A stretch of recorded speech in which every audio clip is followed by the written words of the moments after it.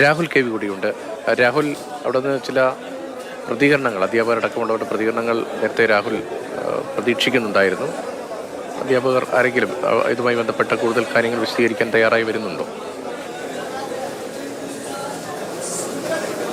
രതീഷ്, പൊട്ടിക്കരയുകയാണ് എല്ലാവരും. എന്നോടൊപ്പം ഷഹബാസിൻ്റെ HM ചേരുന്നുണ്ട്.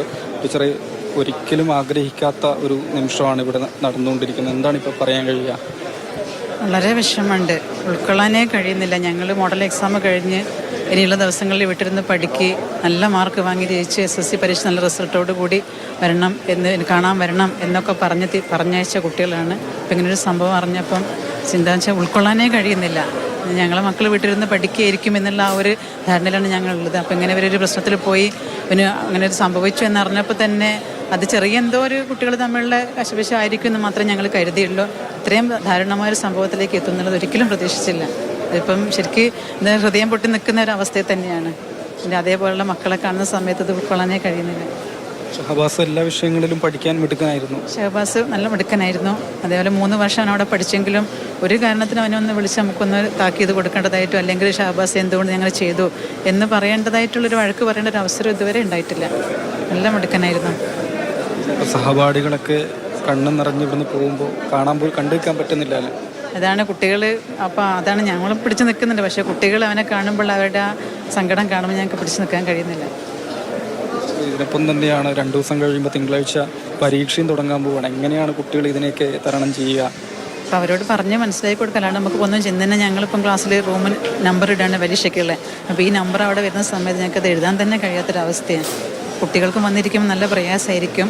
കുറച്ച് സാധനത്തിൽ 2 ദിവസമൊക്കെ ശരിക്കും പ്രയാസങ്ങളുണ്ടാവും. നമുക്ക് പറയുകയല്ലാതെ എത്രമാത്രം അവർക്കത് സ്വീകരിക്കാൻ കഴിയുമെന്ന് നമുക്കറിയില്ല.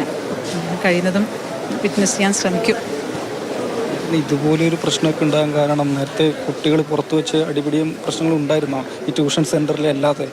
ഇല്ല, അങ്ങനെ ഞാൻ പറഞ്ഞില്ല. ഈ വർഷം ഞാൻ ആ യാത്രയപ്പ് പരിപാടിയിൽ അവരെ അഭിനന്ദിച്ചു കൊണ്ടാണ് വിട്ടത്. എന്നുവെച്ചാൽ ഒരു വർഷം കാലം സ്കൂളിൽ നിന്ന് ഒരു വർഷം ഒരു പ്രശ്നങ്ങൾ ഒരു കുട്ടിയുടെ അടി ഉണ്ടാക്കിയെന്നല്ല, അങ്ങനെ ഒരു പ്രശ്നത്തിൽ ആരും പിടിക്കപ്പെടും അല്ലെങ്കിൽ അതിന് കൈകാര്യം ചെയ്യേണ്ട ഒരു അവസരമില്ലാതെ വന്ന് നിങ്ങളെ ഞാൻ പ്രത്യേകമായിട്ട് അഭിനന്ദിക്കുന്നു എന്ന് പറഞ്ഞുകൊണ്ടാണ് അവരെ ഞാനിന്ന് വിട്ടത്. അപ്പോൾ ഇങ്ങനെ ഒരു സംഭവം പുറത്തുണ്ടാവുന്നല്ല, ഞങ്ങൾക്ക് അതിനെപ്പറ്റി ഒരു ഹിൻഡ് പോലും ഞാൻ കിട്ടിയില്ല. ട്യൂഷൻ ക്ലാസ്സിൽ ഇങ്ങനെ ഞായറാഴ്ച ഒരു സംഭവം നടന്നറിഞ്ഞെങ്കിൽ ഞങ്ങളതിൽ ഇടപെടിയായിരുന്നു. പക്ഷെ അന്നും ഞങ്ങൾ അറിഞ്ഞിട്ടേ ഇല്ല. അങ്ങനെ ഞങ്ങളെ മക്കൾ അങ്ങനെ ചെയ്യുന്ന ഞങ്ങൾക്ക് വിശ്വാസമില്ല.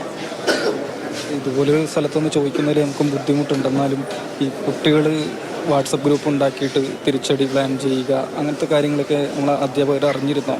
ഇല്ല, ഞങ്ങൾ അറിഞ്ഞിട്ടില്ല. ഞാൻ പറഞ്ഞാൽ അറിയാമെന്ന് ഞങ്ങൾ വേണ്ട ഉപദേശങ്ങളും നിർദ്ദേശവും ഒക്കെ കുട്ടിയെ കൊടുക്കാറുണ്ട്. ശരിക്കും അവരെ കണ്ണിൻ്റെ മുകളിൽ കൊണ്ടു നടക്കുന്നതാണ്. അവർക്കൊന്നും പറ്റരുത്. പ്രത്യേകിച്ച് 10ാം ക്ലാസ്സിലെ കുട്ടികൾ അതൊരു അബദ്ധം വരാതെ അവർ പരീക്ഷ എഴുതണം, എല്ലാ കുട്ടികളും നല്ല മാർക്കോട് കൂടി ജയിക്കണം എന്നുള്ള ആഗ്രഹിക്കുന്നവരാണ്. അപ്പോൾ അവർ എന്തെങ്കിലും ഞങ്ങളത് അന്വേഷിക്കുക, അതിന് വേണ്ട പരിഹാരങ്ങൾ കാണുകയും ചെയ്യുന്നതാണ്. പക്ഷെ ഇത് ഇതിനെപ്പറ്റി അറിഞ്ഞിട്ടേ ഇല്ല. നമ്മുടെ പ്രിയപ്പെട്ടൊരു വിദ്യാർത്ഥി, പരീക്ഷയിൽ ഉന്നത വിജയം നേടേണ്ടിയിരുന്നൊരു വിദ്യാർത്ഥി പോയി. വളരെ വിഷമമുണ്ട് അല്ലേ? ഇപ്പം ഇവിടെ നിൽക്കുന്ന സമയത്ത് ഇന്ന് രാവിലെ മുതലേ ഈ ചോദ്യങ്ങൾ ഉത്തരങ്ങൾ തന്നെയാണ്. പക്ഷെ എന്നാലും ശരിക്കും ഹൃദയം പൊട്ടുന്ന ഒരവസ്ഥയിലാണ് ഇപ്പം. തന്നെയാണ് ടീച്ചറാണ് സംസാരിച്ചത്. അങ്ങനെ വളരെ സങ്കടകരമായ നിമിഷങ്ങളിലൂടെയാണ് കടന്നുപോയിക്കൊണ്ടിരിക്കുന്നത്. ഷഹബാസിൻ്റെ ഒപ്പം പഠിക്കുന്ന കൂട്ടുകാർ, പുറത്തുള്ള സുഹൃത്തുക്കൾ, ജ്യേഷ്ഠന്മാർ, സഹോദരന്മാർ, നാട്ടുകാർ ഒന്നടങ്കം എത്തിക്കൊണ്ടാണ് പൊതുദർശനം പുരോഗമിച്ചുകൊണ്ടിരിക്കുന്നത്. ഇനിയും ഈ ഹാളിന് പുറത്ത് ആളുകൾ വരി നിൽക്കുകയാണ്. അവരെല്ലാവർക്കും ഷഹബാസിനെ അവസാനമായി കണ്ട് നെഞ്ചു പൊട്ടുന്ന സങ്കടഭരിതമായ കാഴ്ചകളാണ് ഇവിടെ നമ്മൾ കാണുന്നത്.